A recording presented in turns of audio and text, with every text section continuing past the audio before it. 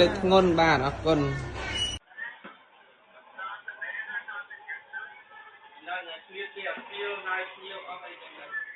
ជំរាបសួរបងប្រុសបាទជំរាបសួរលោកគ្រូបាទបងប្រុសមកពីខាងណាដែរខ្ញុំមកខាងកំពង់ធំលោកគ្រូបងធំណោះហើយមកជួបលោកគ្រូនឹងធ្វើទឹកឈឺចេះតែម៉េចដែរកាលខ្ញុំ មុនមកជួបលោកគ្រូហ្នឹងអាការៈខ្ញុំហ្នឹងវាចុកសពួនចូល4 5ខែមកហើយបាទហើយដើរក៏បានដីក៏បានហើយឈឺចុកចាប់ពេញតាំងពីគួរចកេះរហូតដល់ចុងម្រាមហ្នឹងចង់វាមជើងណោះបាទហើយឡូវមិនដែរបានលោកគ្រូមកជួបលោកគ្រូចាប់សរសៃឲ្យហើយនឹងស្អំឆ្នាំបងធូរបានប្រមាណភាគរយដែរបងអូឥឡូវបានធូរខ្លាំងហើយលោកគ្រូធូរប្រហែលជា80%ឥឡូវហ្នឹងបងមកមិនដើរផ្អៀងខ្លាំងមែនទេផ្អៀងកោងបាទនេះគេខេឡើងមិញក្រៀមឡើងថាស្អាតណាបងណាបាទនេះខាងគ្រូអត់មានសម្ដែងអត់មានជួលបងគឺបងនិយាយដោយពាក្យពិតមែនទេបងនិយាយពាក្យពិតពីក្នុងចិត្តរបស់ខ្ញុំអ្នកជំងឺខ្ញុំមកបាទបងធ្វើសំណងមែនទេបាទខ្ញុំអ្នកធ្វើសំណងបងលើកធ្ងន់ណោះបាទបាទហើយបងមានពាក្យពេចន៍អីផ្ដាំផ្ញើដោយអ្នកឈឺដូចបងអត់មករកពីណាគេបងបាទខ្ញុំសូមឲ្យបងប្អូនពុកម៉ែមេមីទាំងអស់គ្នាដែលមានអាការៈដូចជារូបខ្ញុំផ្ទាល់ហ្នឹងឈឺ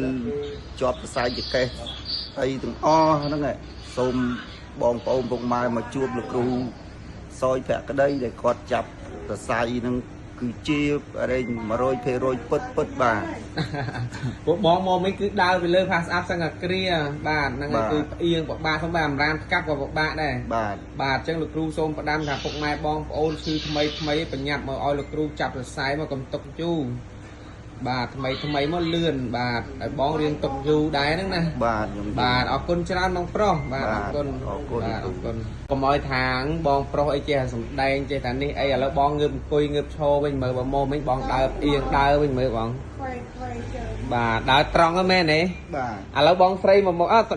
ងស្រីមកខាងនេះមើលស្ទួមើលស្ទួចំណាប់អារម្មណ៍តិចមកដល់ពេលបានប្តីធូជាអញ្ចឹងសប្បាយចិត្តទេសប្បាយចិត្តហ្នឹងហើយបាទមកមិញដើរផ្អៀងឯណាធម្មតាប្តីប្អូនតែខំប្តីអញ្ចឹងពិបាកចិត្តពិបាកចិត្ត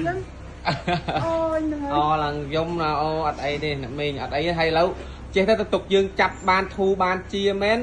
តែកុំអាលឲ្យគាត់ធ្វើការណាព្រោះអាណិតមែនតែមកពីកំពង់ធំឆ្លៀតឲ្យកូនទៅចងការគេដើម្បីយកលុយមកចាប់ខ្សែទៀតបាទហើយលោកគ្រូក៏អត់យកពេញដែរលោកគ្រូចោះតម្លៃឲ្យបាទអត់នេះអីទេអញ្ចឹងអរគុណច្រើនណាទៅវិញកុំអាលធ្វើការលើកធ្ងន់បាទអរគុណ